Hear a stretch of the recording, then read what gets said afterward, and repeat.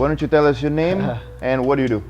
So my name is Paul Foster. I'm in the entertainment industry, so I do a little bit of hosting, a little bit of acting, but obviously been around for a while, so I dabble in a few different things. Yeah, Renaissance man.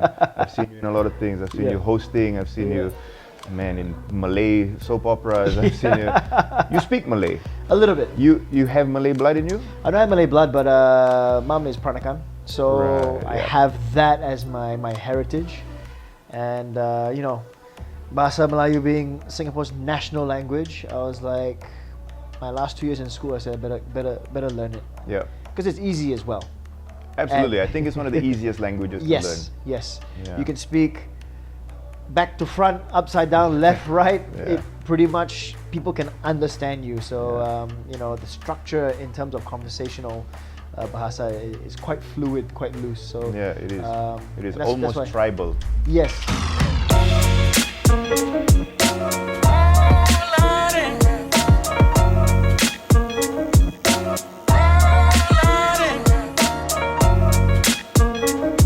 Okay, so the thing that's interesting about me doing this interview with you now is because I feel that in tattooing, I think that you play a pretty awesome role, because not only do you get tattooed, you are in a job that kinda is difficult for someone to get body modifications. Yeah. You know what I mean? Like I'm sure a lot of people might not look at it that way, but as an actor, like, is there a lot of difficulties that you face with this? Yeah, absolutely, bro. So I think if we look at the journey of how I started, you know, I had wanted to get tattoos for a long time. I mean, I asked my dad when I was probably about 15, 16. That's young. Yeah, if I could get my first one then. What was your first memory of seeing a tattoo? Wow, good. My uncle. Yeah? My uncle Mick. Right. He's got a couple of the swallows, Oh, and he had a couple of these ones, but his right one was he cut out. He's old school, man. He's old school. To remove it, you mean? He removed it.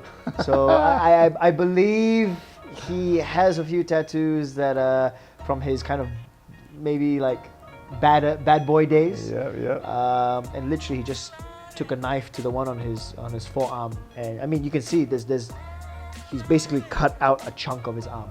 Jeez, that's crazy, yeah, there was no laser, no nothing like Yeah. that, you know, and then I think, you know, heat up the knife or the metal to seal it. He's old school tough. So I always remember he was probably one of my first kind of figures in my life where I would have seen that. Right. And then so that made you kind of get interested in getting tattooed? I No, not really. It was just, Yeah. but that would be, if you asked me, that was my first kind of memory. I'd say it would be Uncle Mick. And then I guess growing up as a kid, I mean, you know, teenager especially, you're like, oh yeah, okay, maybe I want to get a tattoo, like, you know, because you're just a teenager, and you're like, oh my god, because I think it's cool.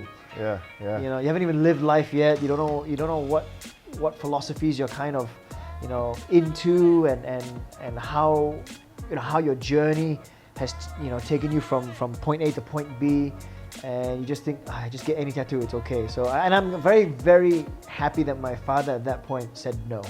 Like it was a blatant no.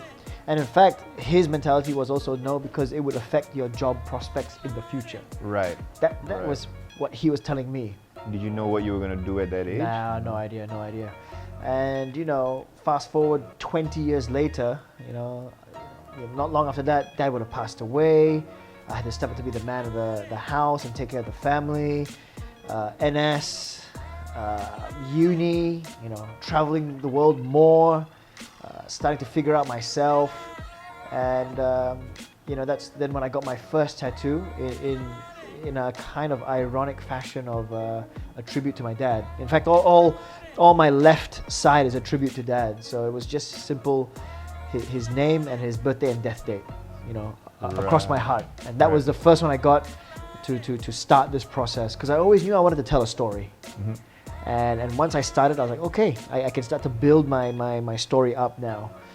So I think when it goes back to me and my career, I started getting tattoos very late. I think I got my first one when I was 34. Right. 33, 34. Yeah. and again, a nice small one just to try things out. But I had also established myself in the industry. Yes, I think you have at that point now. So I had proven that I can host, I can act. You know, people knew me for who I was, and knew my ability to then be a professional. So I was never worried. Once I started to build a few elements up, I was like, okay, you know what? I'm still accepted. Yep. I would go on set, and if I had a role that obviously the character does not have any tattoos, they would cover up. Yep. So they used to cover up when I didn't have so many. And I thought, oh shit, if they can do this, you know, you know, I can wear clothes, they can cover up, they need to see my skin, no problem. Yeah. And then I just went full on. I just started to Right. build everything up Yeah. and to tell my story, represent my family, represent myself. And again, I think the meaning of my tattoos helps as well. Yep. In that sense, when I tell the story. I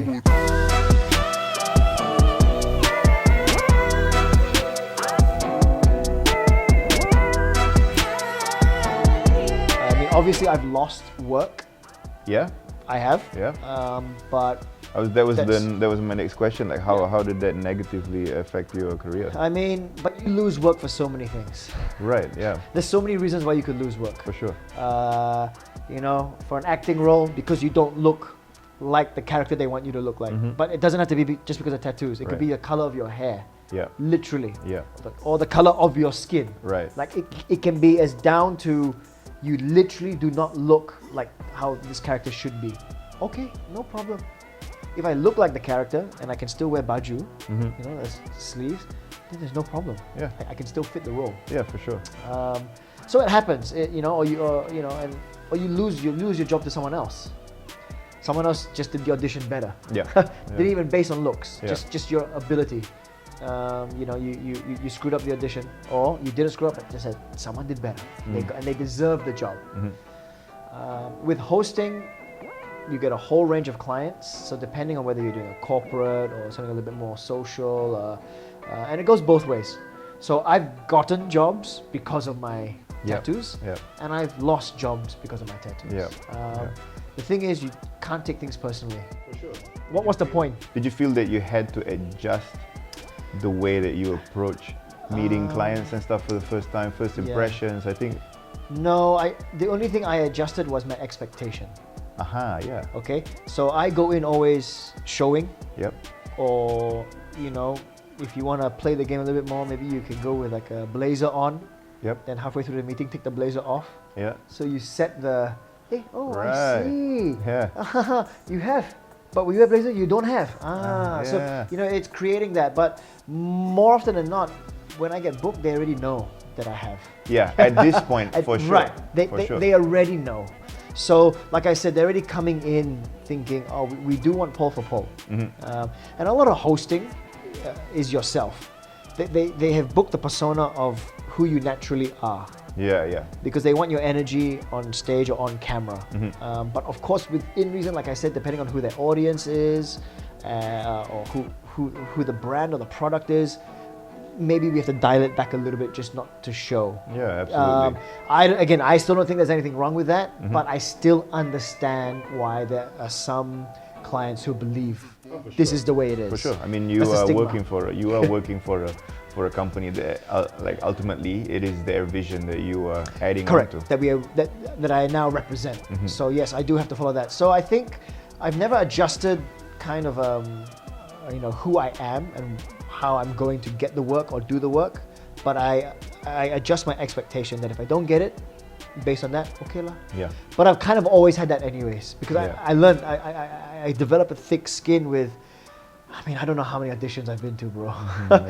From my modeling days to my TV days, I mean, you name it, castings and auditions, I've done it. Yeah. And if you look at all that I've done, but the work that I've booked from it, I think it's still a very small percentage. Right. So my expectations already were adjusted from before that. If you don't get the work, don't get the work. Yeah. Don't cry so much about it. For sure. Don't get depressed about it. Yeah. Don't get negative. Get better.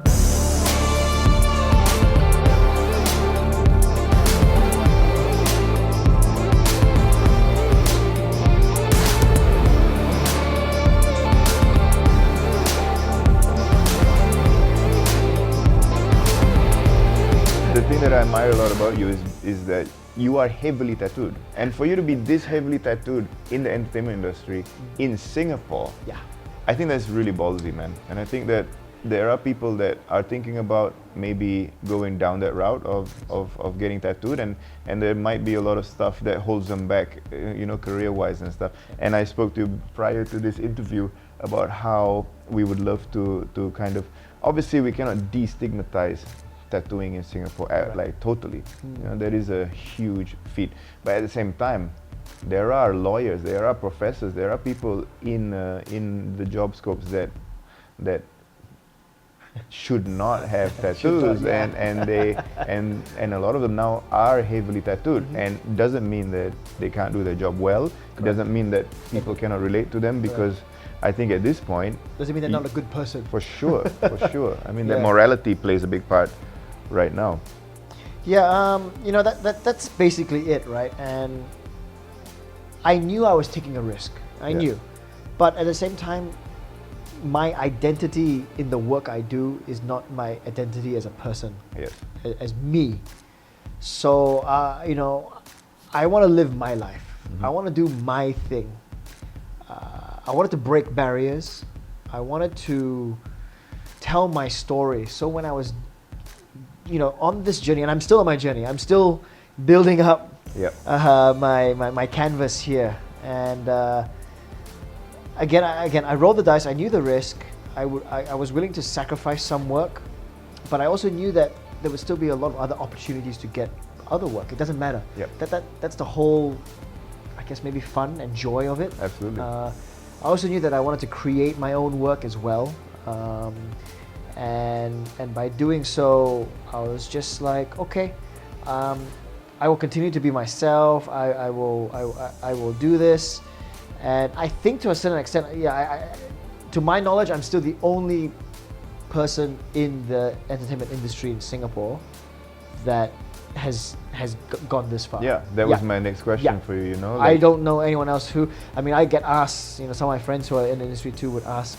I mean, I get a lot of people who ask my recommendations for tattoo artists. They're like, "Oh, you must know." I said, "Look, I know a lot of the boys here and the girls that tattoo, and they're all awesome. What do you want? What style do you want? Where?" I asked them the few basic questions. Let me know, and I can then connect you to the right tattoo artist primarily for the style you want. So I get a lot of people in the industry who would ask me too, but they're takut lah, they're scared. Oh, but what if I get then? I can't get work anymore. I said, depends what you want. I mean, are you putting something on your face? No, right? Absolutely. So relax. And again, within reason, like I said, even for me, I've kept it to at least legs, sleeves, my body, and so it still allows me to get my work. For the time being. In that sense, you're pretty much an early adopter when it comes to an actor getting heavily tattooed. I mean, I think I always have been, because at the beginning also, I think I was the only one that had piercings. For a male. With my nipples and my ears, my tragus, and but I did it a long time ago too. Do you think that adds a little bit of pressure on you career-wise? No. Really? No. Again, I think people should book a job or their work based on merit, their ability, and how good can they do that job. The piercings was easy though. I can remove those, which I have done countless of times. Again, if I'm playing a lawyer or a professor on a TV drama, most likely they won't also have any piercings. So of course, take out lah. For sure. Once we're wrapped for the day, I can put back in, no problem. And I've done that. That's easy. Again, tattoos a little bit harder, but one of the great roles I did was a airline pilot. And and that's when I had 2 full sleeves already. They literally and I had to wear a short sleeve because it was my uniform. And they just covered. They put the makeup and they covered everything up, which was perfect. So see, it is possible. It's like that one with the zombie boy where they went the reverse way. But I mean, you look at there's so many actors in Hollywood: Megan Fox, Johnny Depp, Shia LaBeouf got tattooed for a role. He did. Fucking crazy. What the hell? That's next level. It is. But Brad Pitt. I mean, they all have tattoos. They have tattoos everywhere. Not as big, but everywhere, and they just get them covered up for their roles, you know? So again, it's like I learned in the industry, if people want to do things, they can do it. Yeah. They, as in clients wise, if they want to book you, they can figure something out to, you know, to make it happen.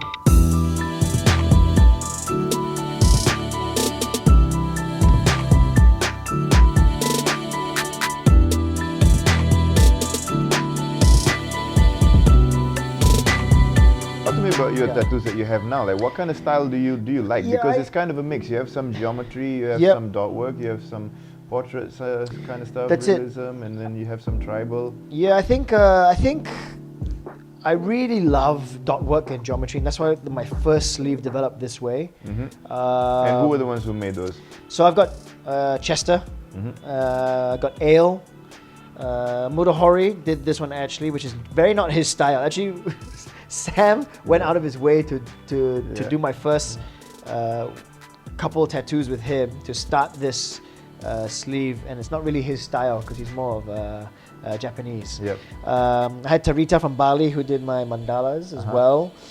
From artistic. Yeah, and then again, Chester's done a couple. So that was this all a tribute to my dad, and that was lovely. And then obviously, the more I got, you know, into the tattoo scene, the more I started to see, oh shit, there's so many guys out there that are so talented.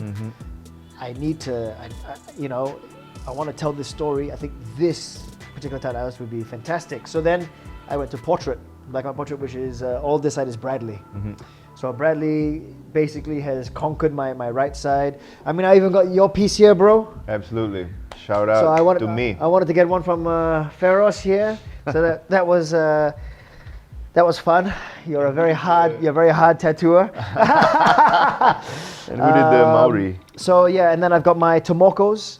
Yeah. So my calf tomokos were a gift from New Zealand tourism actually. Amazing. They came down to do an event, and they brought their wood carvers and their basket weavers and a tomoko tattoo artist. Yeah. And the agency reached out to me and said, hey, listen, would you like to come to our event, and would you like to be the live demo model to get tattooed? And I was like, Hell yeah. yeah, man. I was like, this is like the best invite ever. And yeah, we did it. And all, besides my tomokos, all my other elements I have developed with my tattoo artist. It was my idea, it was my feeling, and then I've you know, we've had the conversation, sent across my ideas, and then let the tattoo artist go with it and see what they can do. How much artistic freedom would you give an artist? I give a lot. I give a lot because you have to trust a tattoo artist, right? They know what they're doing. Yeah. But of course, they will give it back.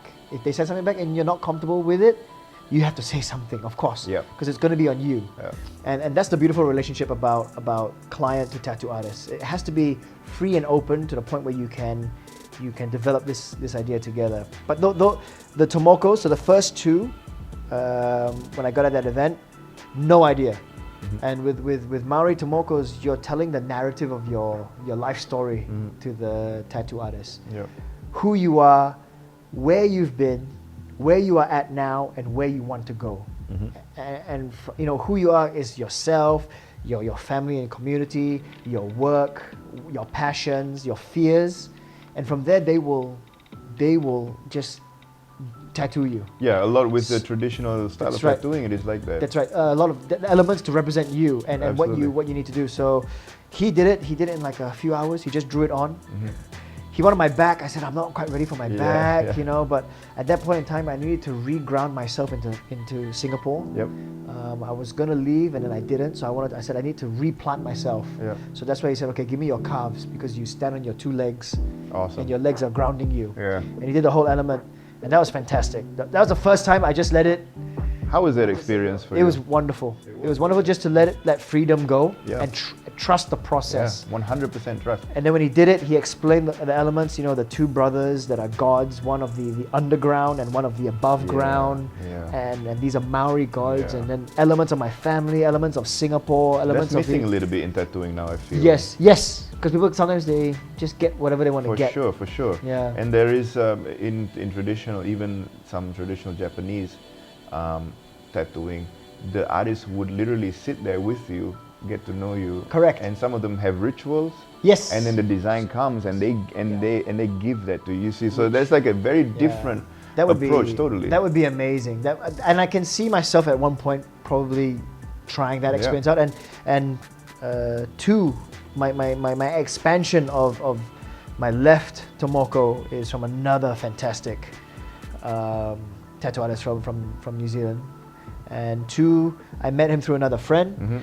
They actually came for the Singapore Ink Show, I think the one before last. Yeah. I remember when he came actually. Yes. So I was very lucky to get another a session with him when he was coming through Singapore, and he just added on to the original one, but the same thing, expanding on the elements that is already there. Yeah. And there are some Maori tattooers that actually would not put temokos on people. Yes, unless they feel your vibe. They have to see that and whether you represent their family. That's right. Where Whether you deserve. Yeah. So I was very lucky that I was absolutely accepted. Especially from an artist from New Zealand. Yes. So again, I've got a lot of different elements, and I'm still building this journey up. For sure. So I've kind of represented my whole family already. Yep. And now I guess my tattoos now are trying to represent myself. Yeah. So the next few I'm kind of getting is just to close off my story.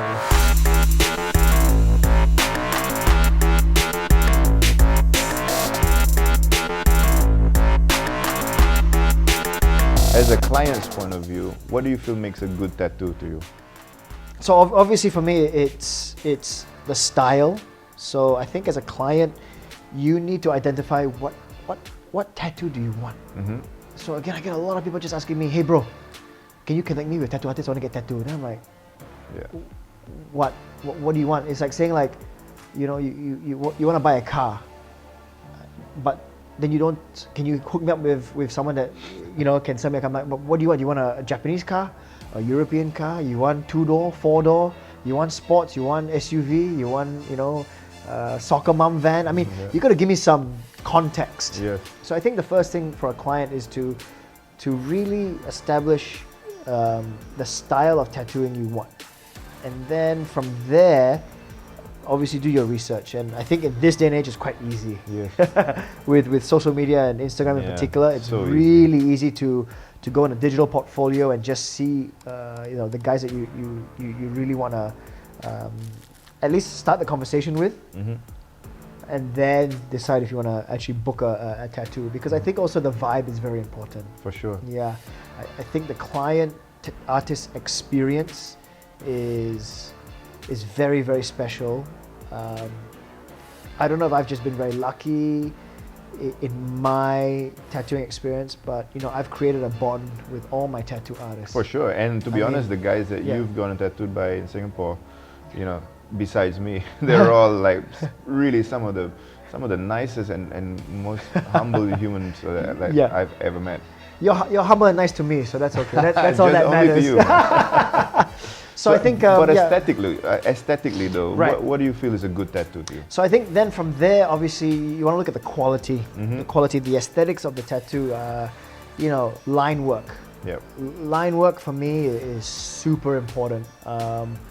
The attention to detail that they can get on a tattoo, their shading, their color, if they're going to use color, I guess. I'm not a color guy. I'm a black and gray. Why are you not going color? I don't know. I've just always been attracted to just keeping it quite. Even, you know, I like black and white. I like gray. I like neutral colors. And you're scared of pain?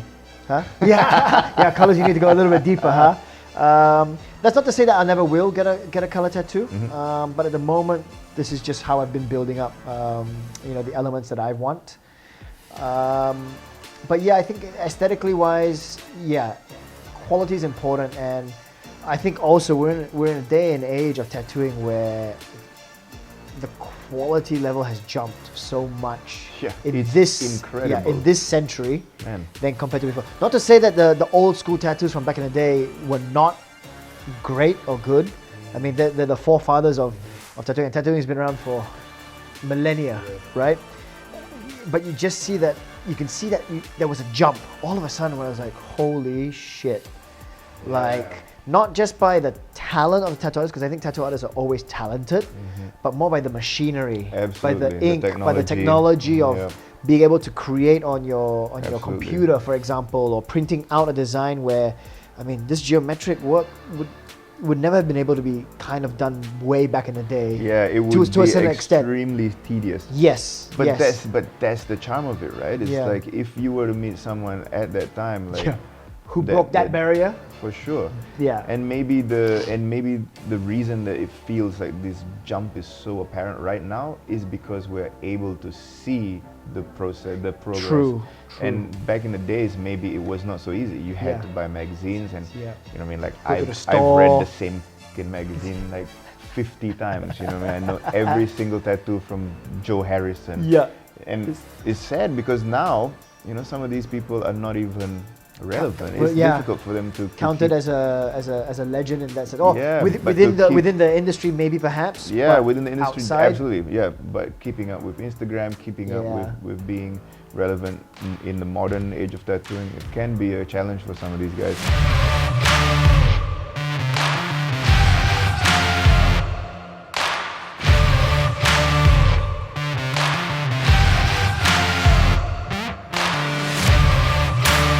I want to ask you also a little bit about your kind of contribution to tattooing. I know that you did a lot of stuff for the Singapore Tattoo Convention and stuff like that. Like, talk me through how that happened.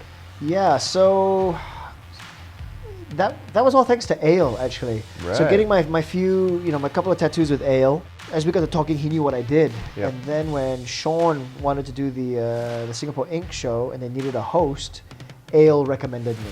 Right. And I was like, yeah, for sure. Yeah. So the first year, I mean, I did everything. I did full 3 days hosting, non-stop. It was so much fun. It was. Because I got to meet, we were all there. And I got to meet so many more tattoo artists from outside of Singapore, which was awesome. And, I was accepted into the fraternity very lovingly, which I will always, this is one of my most fondest memories of just now, not just knowing you boys and our few female tattoo artists in Singapore, but all of a sudden I was internationally accepted. Exactly. And I think that you really are starting to become like that spokesperson in a way of someone that is so into tattooing, and that's the beauty of tattooing. In the industry, technically. And that's the beauty of tattooing is we really, it started out as something so underground and something so stigmatized that what you give to the industry is literally what you get back. The more love you give it, the more love you receive. The more time you give it, the more it gives you back. So that's what I think. That's why I think that you were so readily accepted by us at that point of time, is because you're this actor, and like we would have breakfast dates with all our friends and in tattooing, and then you were contributing to tattoo conventions, and also the Soul Superior one, you were also involved in that one. Culture Cartel, sir. Yes. So Culture Cartel was very recent. So again, it's been a journey. I think if I look back at it, Singapore Ink Show was the first one where again I got to meet a lot of the international guys and girls and got accepted there. And it was cute because it was more so because for 3 days straight, a lot of them didn't even really see me a lot. All they did was hear me because they're all tattooing. But for 3 days straight, they're like, bro, all we could do is we just heard your voice, but also from wherever we were in the convention hall, we felt your energy. And it was so much fun listening to you speak throughout And as far as I know as Yeah. well, and I'd love for someone to correct me if I'm wrong, but as far as I know, I am the first professional MC host to have been hired for a tattoo convention. Yeah, I mean, even if you were not the first, you're definitely the first that was so supportive of the tattoo industry. Yeah. Well, yeah. Well, I'm assuming that whoever would do the job would be still supportive, because For sure. So, yeah, I would like to think so. Yeah. Yeah. But as far as I could tell from everyone, and these are like all the tattoo artists from all over the world and like legends in the modern era were like, dude, like, you're good. Like, Yeah, man. you're good at your job. You can host. I'm like, well, because they all thought that because of my tattoos, they thought I was just Some like dude. some dude, or just like a friend of the industry already, Yeah. or even a tattoo artist, or whatever, who got given the job of, okay, now you go and you host. Yeah. So a lot of them didn't know I was a professional. Right. Yeah, so they'd be like, hey man, you're really good. Like, Yeah. man, you should like become a host. I'm like, actually, I am a host. I love that. Then they're like, what? I'm like, yeah. So this is like my job. That's a very interesting perspective. So I got booked to do this because of my Yeah. love of tattoos and because I Yeah. know the guys in the industry, and they were mind blown. They were Yeah, like, for sure. what? Yeah. Oh my God, usually at a tattoo convention it's just some like random dude who's like a friend of the organizer, or like a Right. bunch of random dudes who are just going on to take over the mic to then introduce whatever. Yeah. And they're like, man, we love what you're doing. You're so good. I'm like, hey, thanks, man. I'm like, I love what you're doing. You are so good. And that's how it built. It was great. I mean, we did one as well. We did one where we raised money for the animal shelter. Yeah, I do remember that with yes, Ale. well, not all you guys. I got a whole bunch of with you the to illustration. That's right, draw, and we printed T-shirts and we sold the T-shirts. So, I mean, there were so many people involved in that one. Ian and Morris and Ale, and so yeah, that was really cool. Where I knew, like, as I was getting to know all you guys, I was like, hey, look, I want to raise money for the animal shelter. We want to print some tees, but it'd be great if you give me some, like draw an art piece that we put it can on a actually t-shirt. sell. Yeah, sell a T-shirt. So that Motohori was there as well. He did that. So that was really cool. We had about I think eight tattoo artists, and I remember that. That was fun. That was many years ago now. It was. So Do you think the industry is going in a good direction now? I think so. I think Really is, isn't it? I think, considering how small Singapore is, and there's competition of of tattoo artists against each other, and I say that in the lightest sense of the word because no one's really ever competing against each other. Yeah. You're all quite just a big family, and as far as I can see, man, most tattoo artists in Singapore, if not all, are working. Yeah, absolutely. I mean, they're working. Yeah, trust me. Like, I've worked all around, and yeah, it is busy Yeah, here, and bro. like, they don't have any days free. Like, you're on a waiting list for months for some guys. So you know that they're working every day tattooing someone. And I tell people this also, like, you must understand, their work is not just in the studio when they put the gloves on and they turn the gun on and they're tattooing you. The work has started way before that because they are designing your tattoo. They're doing their research now online or sketching and thinking and conceptualizing, and which to follow that the ergonomics of your body, and there's so much thought and effort that goes in way before the timer starts and you're in the chair and they're tattooing you. So that's the thing where I tell people, like, you're not just paying for the hours actually that you're getting tattooed. There's a lot of before, right, as well. So there's a lot of effort. So if they're tattooing for 8 hours a day in the day, at night they're now then switching off from you and preparing for their next client the next day. Yeah, that's my biggest challenge. That's right. Yeah, which is difficult. So there's a lot of work involved. And as far as I can see in Singapore as well, being a smaller market,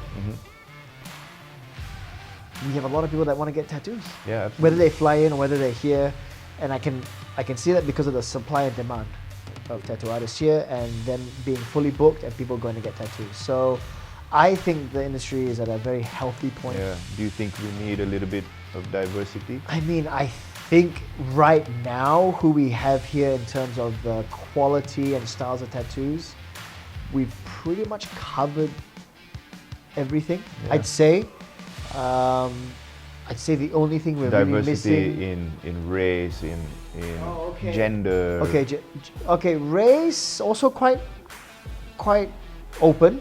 I mean, if you look at it in terms of even the spectrum of, I would say, our three main populations of Singapore, I'd say it almost follows that to a certain extent as well. Yeah, I'd say. people are talking about how that can be handled a little bit better with having your race on a IC and all these kind of things, and people are we're moving into a grey race right now. Okay. You see, because everybody's getting mixed. You know, you're mixed, I am as well. Yeah, and technically on my IC I'm Caucasian because they follow your father's Yeah. race, but actually I'm not Caucasian because you identify more as a Chinese. I'm Pan-Asian. Ah, right. Yeah, as Eurasian, Yep, Pan-Asian yep. because I'm only half Angmo. Yep. So I'm only half Caucasian.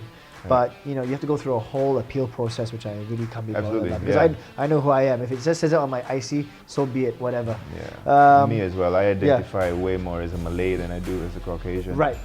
But you followed your father's. For sure. Exactly. Yeah. Your father's race on your IC also. I think there can be a bit more diversity. I think that I would like to actively try and push for that. Yep. Especially including more quality Indian tattooers, because one thing that I do notice is that Hindu and Indian art has been used by so much tattooers, man. Yes. And yes. Yet there's no real Indian tattoo artist who absolutely. specializes in that. Yeah.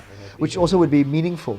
Yeah. Yeah. Like your Tomokos with the Maoris. Yes. Yes. Yeah. That heritage and that connection. For sure. I mean females, gender. Yeah. I mean, obviously, around the world, you're still going to get less female tattoo artists everywhere, but definitely in Singapore, I think I only know a handful. Yeah. Literally. Yeah, we have to work on this inclusion. Yeah, and they're fantastic. Like female tattoo artists, like I recommend them all the time, especially for gentle, clean lines. I don't know, man. Women hurt a little bit more than men. Yeah, purposely one lah. Yeah, they don't care. They're like, you're a dude. Fuck you. But female doctors hurt as well, man. Yeah. When I get injections from females, they're like, they give a bit man, more lah. But put it in you know, I find that a lot. I mean, but that's not to say that there's no gentle guys out there for either. sure. Like me, I'm super gentle. Oh right? yeah, super. Wow. But yeah, you're right. I mean, diversity-wise, yeah, I guess. How about pain? As a client's perspective, a lot of people would be kind of worried about this pain aspect. Like, how do you deal with it? I'm okay generally. I think I have a relatively good pain threshold. But is it as painful as you imagined before you got tattooed? No, not really. There are some spicier spots. You know, when you got me in the ribs, that was a little bit spicy. I was sweating. You were making me squirm. It's like that body shot in Angela Lee. Right, Boom. for example, right? Yeah, there's certain right in the spots, ribs. right? The armpits are a little bit spicy too. So Chester doing my left armpit got me, Yep. but Bradley doing my right armpit didn't. So it's again a different style, Yep. different techniques. Yeah. You know, have different feelings, right? And again, some tattoo artists are heavier than others, but again, they do that according to the style of tattoo that they're doing. Any advice for people who are thinking about Suck getting it up, tattooed? man. Suck it up. I mean, no pain, no gain. You know, pain lets you know you're alive. If you're a guy, you know, without being sexist, just be a man. And think about your mother giving birth to you. Like, how much pain was that? Like, come on, you can. And also, I think here my point is, it's your choice. You have wanted to go and get a tattoo, and you're getting it. You're booking someone to do this for you, and you're paying. If it hurts, it hurts. Just grit your teeth, get through it. I mean, to a certain extent, yes. Obviously, if your body's fighting back too much, it makes the job of the tattoo artist very difficult to tattoo. And most of you guys will let the clients know. For sure. Listen, I think we may need to stop here or at least take a break because I'm feeling your body pushing back and I can't actually tattoo you properly. So that's what Chester had to do for my armpit. He had to cut. He had to halve the session. Oh yeah. He just Okay. he knew my body was starting to shut down. Yeah. So he's like, listen, man, I think we should stop. And I was like, oh really? I mean, if you can keep going. I was like, more of my worry was, when is the next time I can see you? And Yeah, he'd check and say, actually next week can. I said, oh, next week can. Okay, let's stop. Yeah, let's do it. Let's stop. Yeah. Thank you very much. Because I didn't want to wait months to For finish sure, it off. for sure. And as soon as you stop, man, my body did shut down. Yep. The adrenaline kind of peaked and ran its course. I ordered some makan for us to eat. You know, Get your I blood was sugar sweating, up. I was trembling, I was starting to feel a bit heaty. And that's what happens. Your body just can take so much. But in general terms, just be prepared. Yeah. Suck it up if you have to. And if it really is pain, then I guess, I know some people take painkillers or put the numbing cream, which I'm totally against, because this is an experience. Yeah. I think the beautiful thing about getting a tattoo is the human to human connection, and then the human through machine to human connection.